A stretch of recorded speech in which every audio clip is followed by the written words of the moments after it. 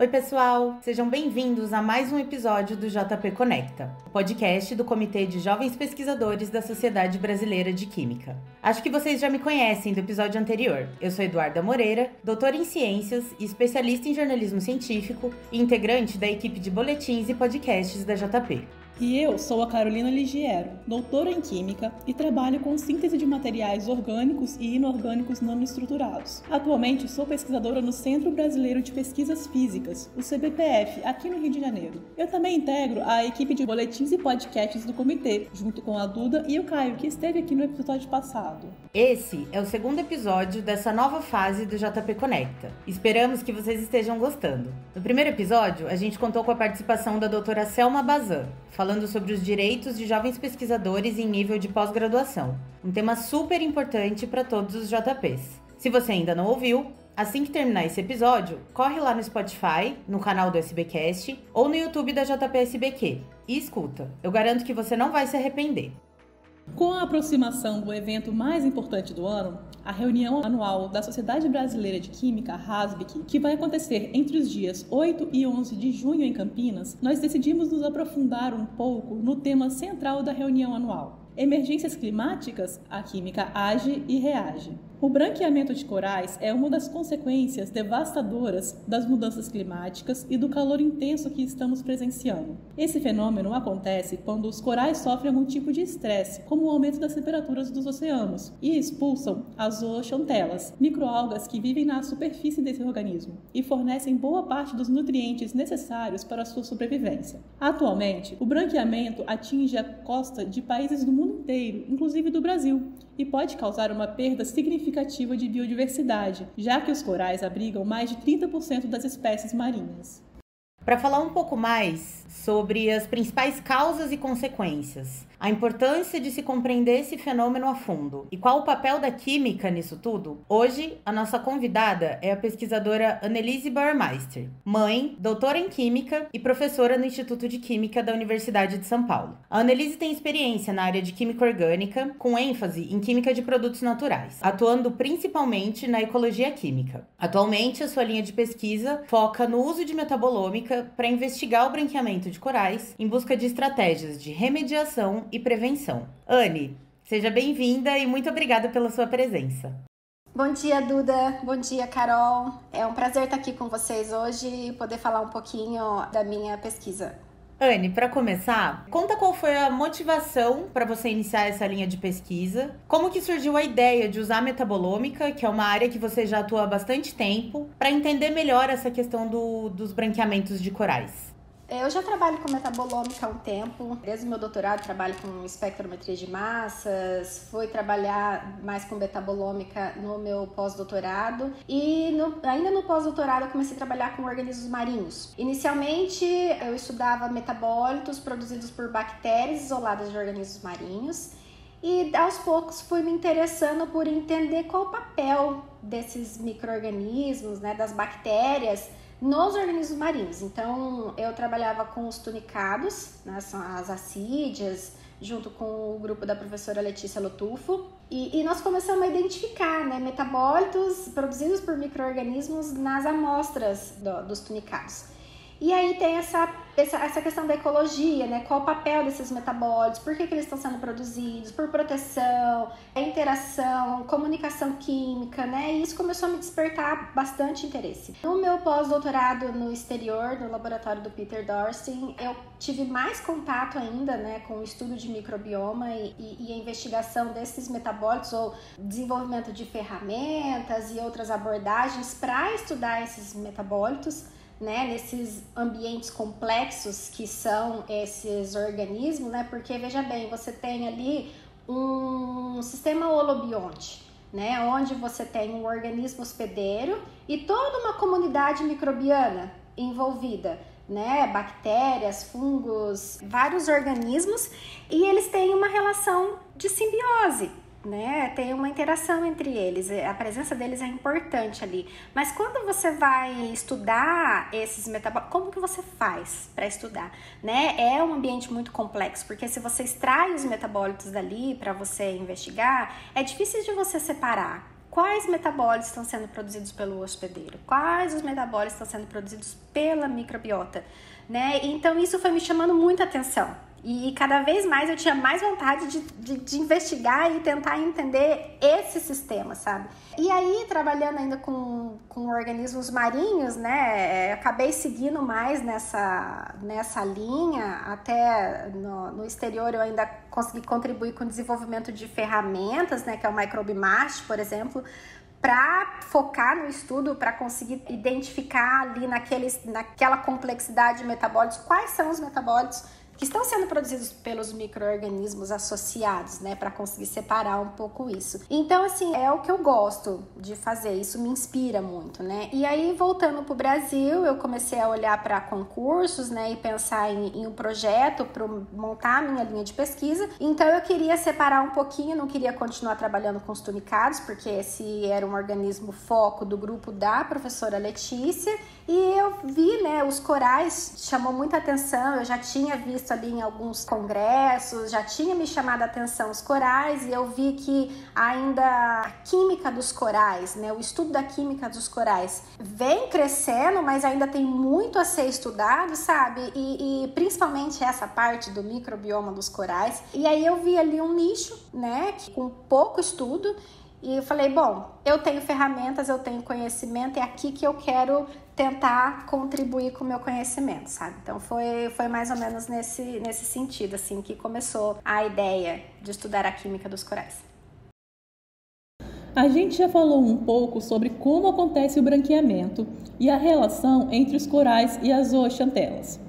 Além dos aspectos biológicos, o que se sabe hoje sobre os aspectos químicos dessa interação e das causas e consequências desse fenômeno? Então, falando um pouquinho, antes de responder essa pergunta, mas falando um pouquinho da química dos corais, né? Você pensa ali, é um sistema muito complexo. Tem várias frentes que você pode pensar em química dos corais. Primeiro que os corais, eles têm uma estrutura calcária formada ali principalmente por carbonato de cálcio. Então tem toda essa questão ali, né, da absorção de cálcio do meio ambiente para a formação do esqueleto desse organismo. Depois você tem ali o que eles chamam de tecido mole, que é o que cobre essa estrutura calcária, e isso ali é rico em proteínas e polissacarídeos, né, com função estrutural e funcional do organismo. Depois tem o coral, ele tem também um papel muito importante em relação à biodiversidade marinha, né, porque ele produz compostos que são excretados para o meio, né, e esses compostos, eles podem tanto ter a atividade, por exemplo, de inibição do crescimento de algas competidoras ali do ambiente, como também pode atrair outras espécies para ter seus filhotes, para a reprodução ali ao redor dele. Então, o coral em si, ele tem através da química, né, dessa que a gente fala ali de sinalização química, ele tem uma importância em toda essa estrutura, né, para a biodiversidade do ambiente. Então, assim, pensando, né, na importância dele, como você disse lá no começo, mais de 30% das espécies, né, vivem ali nos recifes de corais. Essa questão do branqueamento é um fator muito delicado hoje, né? Porque com o aquecimento global, o aquecimento dos oceanos, a gente está vendo aí branqueamento em massa dos corais no Brasil e no mundo todo. E o branqueamento dos corais nada mais é do que esse estresse térmico que é causado e a expulsão das zooxantelas. As zooxantelas são organismos importantes porque elas fazem a fotossíntese, né, convertendo a luz em energia para os corais. Então, é importante para os corais terem as zooxantelas. Quando elas saem dos corais, o coral, ele fica deficiente de nutrientes, né? E se esse período for prolongado, os corais acabam morrendo, causando aí uma grande perda de biodiversidade. Então, é importante que a gente conheça muito bem o processo de branqueamento e o processo de recuperação também, porque a gente sabe que é um processo reversível, para que a gente possa desenvolver outras alternativas, né, de proteção ou de recuperação dos recifes de corais. Então, o estudo e conhecimento desse processo tem uma relevância, né, econômica, em questão de proteção ambiental também, né? Então, o que acontece? Hoje, esse processo das zooxantelas, né, que as zooxantela sai, o coral fica branqueado. Esse processo já é bastante estudado e bem conhecido. Porém, o coral ele não tem apenas as zooxantelas. Ele tem todo um microbioma ali, tem uma infinidade de micro-organismos associados a ele. E o papel desses micro-organismos no processo de branqueamento ainda é muito pouco conhecido. Então, a gente sabe que não é só as zooxantelas que têm papel fundamental no branqueamento. Elas têm um papel essencial ali, mas não são as únicas, né? Então, hoje, a gente já começa a ver que alguns pesquisadores já começaram a olhar para o papel do microbioma. A gente ainda conhece um pouco mais dos últimos anos aí, tem sido feito um levantamento do perfil do microbioma dos corais quando sadio e branqueado. E aí a gente já sabe, por exemplo, que um coral branqueado você tem maior proporção de bactérias patogênicas, maior proporção de bactérias oportunistas, né? E você tem uma diminuição, por exemplo, de bactérias fixadoras de nitrogênio, bactérias que são consideradas probióticas para o coral. Então a gente consegue ver essa diferença já do microbioma. Agora, o que está acontecendo com a química ali? Essa é a pergunta. É aí que eu quero tentar entender um pouco mais. Como você pretende aplicar a metabolômica para aprofundar esses conhecimentos? Quais os principais objetivos e ferramentas que você vai usar? Bom, a metabolômica ela é uma ciência que ela estuda um conjunto de metabólitos num sistema biológico em uma determinada condição. Então, pensando nisso, a gente tem aí algumas ferramentas analíticas, como a espectrometria de massas, a ressonância magnética nuclear, que ela te dá informações sobre os metabólitos presentes nessas amostras. Eu tenho utilizado a espectrometria de massas como ferramenta analítica principal aí para isso, porque ela me dá um perfil de metabólitos nesse sistema.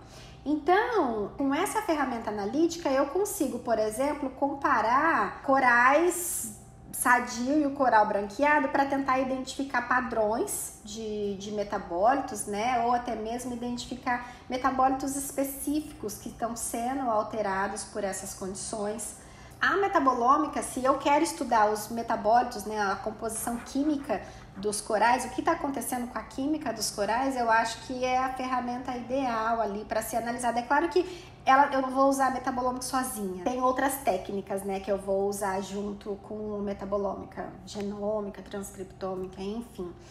Além disso, da ferramenta analítica, tem ferramentas computacionais para análise desses dados. O MicrobeMash é uma ferramenta que com certeza eu vou aplicar, porque tem uma amostra complexa e vai estudar os compostos químicos presentes ali. Eu tenho tanto compostos do coral, compostos presentes do meio ambiente e também produzido pelo microbioma do coral. Então, usando ferramentas que eu consiga identificar de onde que está vindo esses metabólitos, isso pode me ajudar a tentar direcionar o trabalho, a tentar entender melhor o que está acontecendo ali.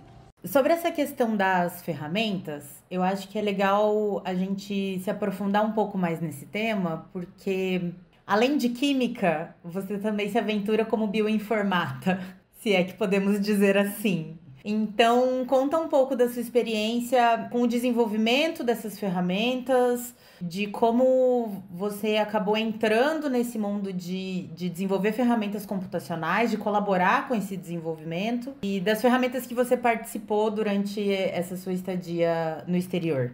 Essa é uma excelente pergunta. Então, primeira coisa, não sou bioinformata. Mas, uma vez eu ouvi uma frase que me incomodou um pouco. Falaram, a gente aqui no Brasil precisa deixar de ser usuário das ferramentas e ser desenvolvedores. Olha, tudo bem, é ótimo que nós podemos desenvolver ferramentas, mas é ótimo que a gente é usuário também. Por quê? Se não tiver usuário, não tem por que desenvolver ferramentas. E esse é meu papel. Eu sou usuária sim, e sou com muito orgulho, porque eu tenho problema e eu vou de encontro com os bioinformatas e levo o meu problema. Vocês podem me ajudar? E aí eu acho que eu já entro na questão de colaboração, né? A importância de colaborar. Porque a gente não faz pesquisa sozinho. A gente não consegue fazer tudo sozinho, sabe? A gente precisa de colaboradores.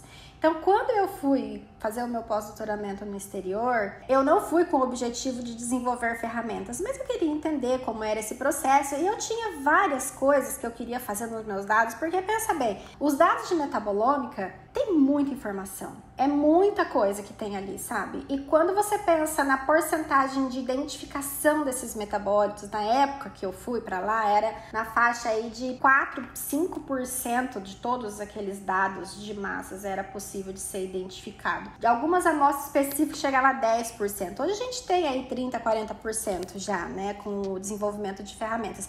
Mas se a gente não tem perguntas, não tem por que desenvolver ferramentas. Então, eu cheguei lá com várias ideias que eu queria desenvolver e aplicar no meu trabalho. Olha, eu quero identificar esse tipo de metabólito aqui no meu trabalho. Como que eu faço, sabe? Eu preciso desenvolver um código para buscar por isso, porque meu dado tá aqui. Eu sei que eu consigo tirar essa informação do meu dado, mas é complexo, é muita coisa. Eu não vou fazer isso na mão. Tem como fazer um código para extrair essa informação do meu dado? Então foi assim que levou ao desenvolvimento, né, e colaboração de vários artigos lá com o grupo do Peter, porque eu tinha as perguntas, eu tinha os dados, eu tinha as ideias e assim que foi surgindo as colaborações e a interação com o grupo. Acho que essa é a minha contribuição no desenvolvimento das ferramentas. Eu tenho perguntas, eu tenho muitas perguntas. Eu adoro ficar sentada olhando para os meus dados. Gosto muito de ficar tentando entender os meus dados. Eu falo que a análise de dados não é só aplicar a ferramenta, você tem que sentar, você tem que olhar e você tem que entender o que está acontecendo, sabe? E só você pode fazer isso. Isso é uma coisa que eu gosto. E aí que começa a surgir as perguntas e aí que vem as ideias das ferramentas. Então essa é a minha contribuição, né, nesse sentido. Então, só para deixar bem explicado, a sua contribuição não é como bioinformata, é como usuária. Super usuária. É legal pra gente entender também como que funciona, né? Porque muitas vezes outros usuários no dia a dia aplicam essas ferramentas nos seus dados e tal, mas não sabem exatamente de onde veio. As pessoas falam, nossa, olha que sacada incrível que eles tiveram aqui de desenvolver uma ferramenta específica para isso, para exatamente o que eu preciso agora. Então isso é porque já teve uma pessoa que precisou disso antes e aí pediu uma ferramenta nesse formato que hoje em dia as pessoas conseguem usar para os dados delas. Incrível. Bom, essa linha de pesquisa, como você já falou, ela é multidisciplinar e tem diversas frentes. Então, desde a coleta do material lá, o pessoal que mergulha e coleta os corais, os micro-organismos, em todo o material biológico que você usa na sua pesquisa. Tem a questão do processamento desse material, ensaios biomoleculares, testes de atividade biológica, enfim, uma quantidade imensa de etapas dentro dessa pesquisa, desse projeto. Quais são essas outras áreas além da química e quem são as pessoas que colaboram com você, os outros grupos e os outros pesquisadores que estão junto com você nessa pesquisa sobre os branqueamentos de corais? Olha, Duda, aí a gente entra na questão de colaborações, né? Sem dúvida, a gente não faz pesquisa sozinha, a gente precisa muito de colaborações e eu tenho muitos colaboradores nesse momento que têm me apoiado, que têm me dado força, sabe? Em tudo que eu tenho precisado, assim, com relação para desenvolver esse projeto. Ainda é muito no começo, né? Mas ainda assim tá acontecendo, sabe? Então, eu tenho, sim, pesquisadores que fazem a coleta, eu tenho a colaboração com professores do Instituto de Oceanografia, né, o professor Tito Lotufo, o Miguel Mis. Eles estão envolvidos com o projeto Coral Vivo e através do Coral Vivo eu tenho conseguido amostras para fazer a pesquisa, e não só amostras, mas conhecimento, eu tenho dúvidas, o que está acontecendo, como que funciona isso, como assim, então eles têm me dado todo o apoio que eu preciso. Tenho colaborador lá no Sebimar também, o Marcelo Kitarrara tem me ajudado muito também com coleta de amostras, desenvolvimento de experimentos em aquário, uma coisa mais assim focada, né? Com, por exemplo, alteração de temperatura, de nutriente, e eu tô com essas amostras também para avaliar ali o perfil, o que está acontecendo no perfil metabolômico, né? Dessas amostras. Bom, então, eu tô contando desde o começo, né, o caminho de como que eu tô recebendo as amostras. Tenho colaboradores que têm me ajudado, o próprio grupo da professora Letícia tá me auxiliando com relação a isolamento de micro-organismos, dos corais. Tem a professora Camila também aqui da farmácia, que já está focada mais assim no bactérias. Então, assim, tem uma rede de colaboradores aí, né, envolvidos. Estou em contato com outras pessoas também do projeto com a Antártica, porque aí isso já expandiu, porque agora a gente quer ver metaboloma de outras espécies do mar, das geleiras, sabe? Isso tá expandindo, assim, tá ótimo. Tô feliz e contente com essa rede, né, de metabolômica de marinhos. E é uma colaboração, porque da mesma forma que eles vão contribuindo para o meu projeto, eu contribuo na deles, porque com a resposta da metabolômica eu também posso auxiliar, né, em responder pergunta deles, e assim a gente vai crescendo, desenvolvendo, né, e respondendo perguntas juntos. Mais uma coisa que eu gostaria de dizer, né, para complementar essa questão da colaboração, e não só buscar os colaboradores, mas é muito importante, eu acho que aqui é o momento para dizer isso, mas assim, ao longo dos meus anos e como pesquisadora aí, eu fui vendo a importância de interagir com as pessoas. Sabe, a importância de socializar, porque muitas das ideias que eu tive de trabalhos ou de fechar um artigo, saiu numa mesa de boteco, sabe? Mais ou menos assim. Ou no almoço, ou num vinho no final de semana, sabe? Então, eu gosto muito de socializar. Eu tenho procurado socializar, porque não só nesse projeto, mas ideias de novos projetos surgem, né? Eu entrei aqui no Instituto de Química meados do ano passado e isso é uma das coisas que eu tenho tentado fazer, sabe? Tentar socializar, tentar interagir, conhecer as pessoas. Porque às vezes você tem uma solução, ou solução não, mas às vezes uma dica, alguma coisa que você já passou e você pode compartilhar com outra pessoa que está passando por aquele momento, sabe? Então, é muito importante socializar e discutir ideias para o andamento da ciência. Isso é um pouco do trabalho que a gente tenta fazer dentro do comitê também, então realmente estamos muito alinhados nessa perspectiva. Mas é incrível porque ainda tem muitas pessoas, sabe, com dificuldade de ter esse relacionamento ou ainda muito fechado na sua pesquisa, que fica ali sentada o dia inteiro na frente do computador, né?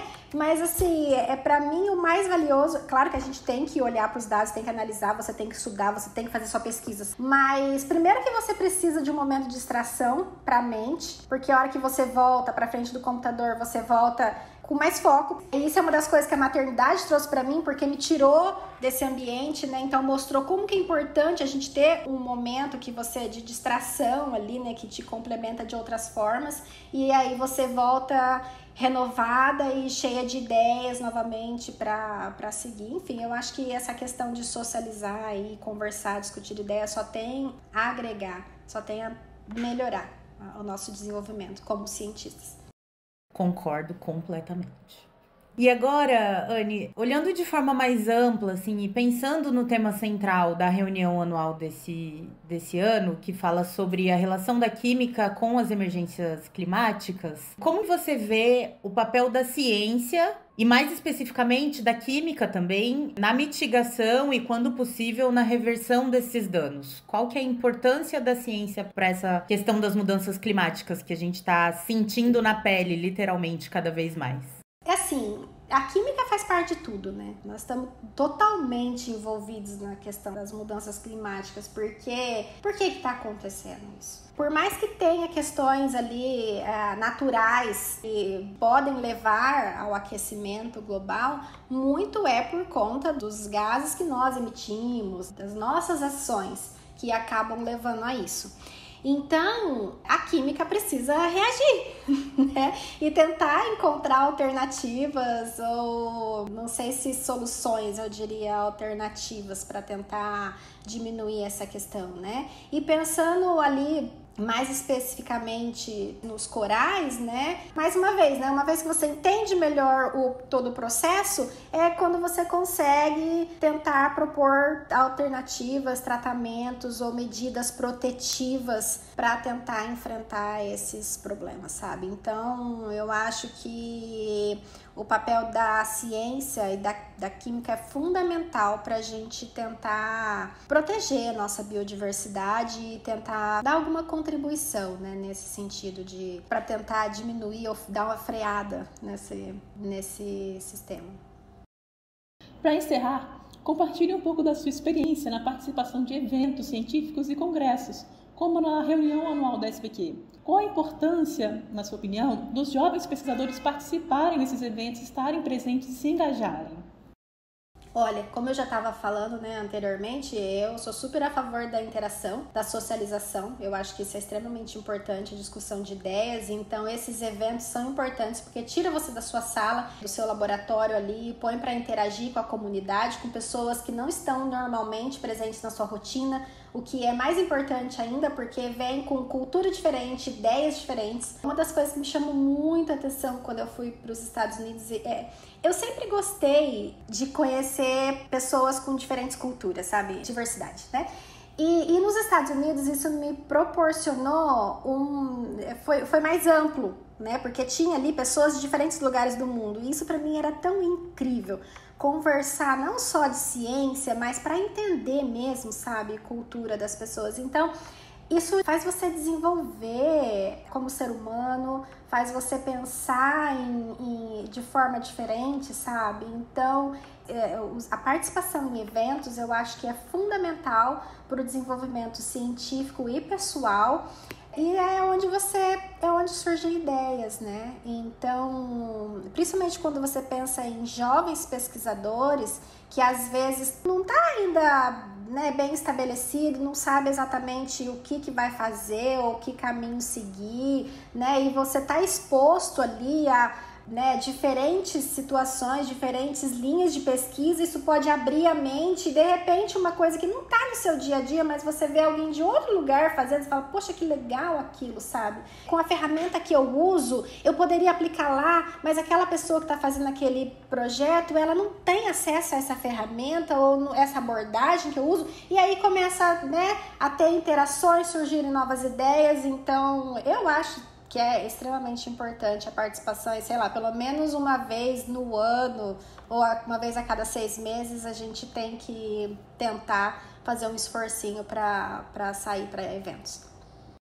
Então é isso, gente. Como a Anne falou, é importantíssimo ir para congressos. Então, reunião anual da SBQ esse ano vai acontecer no início de junho e estaremos todos lá pra gente se encontrar e falar da vida e falar de ciência e trocar ideias. Vai ser incrível. Anne, muito, muito, muito obrigada pela sua disponibilidade, por compartilhar um pouco das suas ideias e do seu trabalho aqui no JP Conecta. Tenho certeza que a sua trajetória e a sua linha de pesquisa, que é super inovadora, vão servir de inspiração para todos os jovens que escutam o podcast e que estão aqui na nossa audiência hoje. Duda, eu que agradeço pelo convite, fiquei muito feliz com o convite, muito obrigada por essa oportunidade. E assim, bom, quem estiver ouvindo a gente, quem quiser trabalhar com corais, quem quiser trabalhar com metabolômica, vem pra cá que vai ser muito bem recebido. Eu vou adorar receber pessoas novas por aqui. Maravilhoso, fica aí o convite, hein, pessoal? Bom, fica também o nosso agradecimento à audiência que vem apoiando mais essa iniciativa do Comitê de Jovens Pesquisadores e à SBQ pelo apoio, pela parceria e pelo espaço dado aos jovens pesquisadores dentro da sociedade. Se você ouviu até aqui e gostou, então avalie nosso episódio com 5 estrelas, compartilhe com os colegas de laboratório e deixe um comentário contando se você gostou, o que você achou e também em quais eventos da RASB que a gente vai se encontrar. A nossa identidade visual foi desenvolvida pela equipe de design da JPSBQ e a trilha sonora é do Free Music Archive. Esse episódio foi produzido, apresentado e editado por mim, Eduarda Moreira, e por mim, Carolina Ligiero. O Caio Pink também faz parte da nossa equipe de produção e ajudou até aqui. Todos os nossos episódios estão disponíveis no Spotify, YouTube e no nosso site. No próximo JP Conecta, vamos falar sobre os desafios e possibilidades da carreira científica no Brasil, que vai ser tema do nosso workshop durante a reunião anual da SBQ, no dia 8 de junho. Esperamos vocês aqui. Fiquem ligados nas nossas redes sociais para não perder nenhuma novidade e até a próxima!